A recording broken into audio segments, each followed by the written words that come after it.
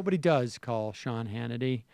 Sean Hannity, though, and this is what is wonderful, and it'll be interesting to see how much this lives on. And I would say this is indicative of how much this will live on, okay?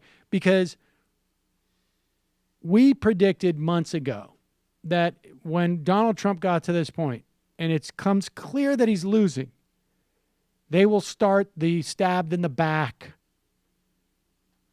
narrative, which is that the Republican leadership has abandoned them.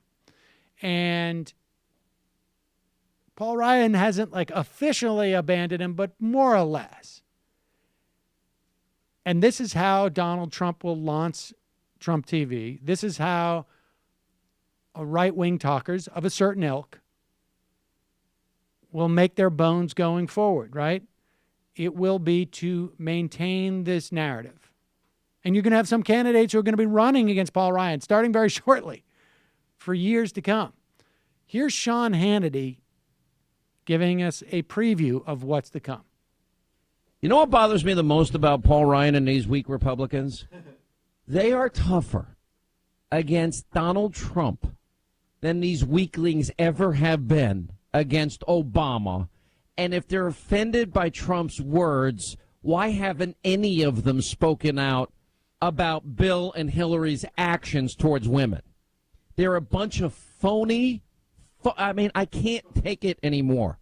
They are so weak that Obama got his entire agenda passed. He got to double the debt mostly with Republican help. He got, to keep Obamacare because they didn't want to fight and get blamed for a government shutdown. They got unconstitutional, illegal executive orders on amnesty because they didn't want to fight there either. This Republican Party of weak, feckless, timid, spineless Republicans is dead. Nobody likes them anymore. Nobody thinks much of them anymore. These are people that are in it just like the Democrats for their own personal political power. They like to be called congressman and senator.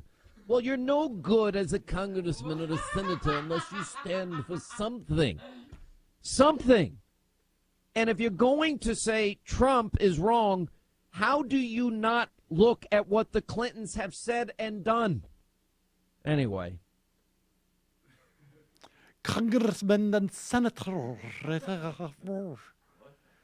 They like to be called congressman and senator as if they were from in some type of like Renaissance play or something. I don't know, like what? No, that was more like, it was almost like some type of like bad accent in like a vampire ripoff movie. Congressman and senator. That's when you know you've arrived. When someone says congressmen and senators. He's totally, this is a career pivot for Sean Hannity. It's, I'm enjoying it. Let me know if you need a sizzle reel or headshots, Mr. Trump. Available. Because I don't think I'm going to stay here much longer because Roger Ailes used to run around doing all sorts of things, and he'd poke the ladies and he'd kidnap them and tell them that he controlled their lives and psyches, and he liked me, and he was my patron, but now he's gone, and I don't think I'm going to last too long, you see? So can I be on your network, and we can talk about the Jews and all sorts of good things?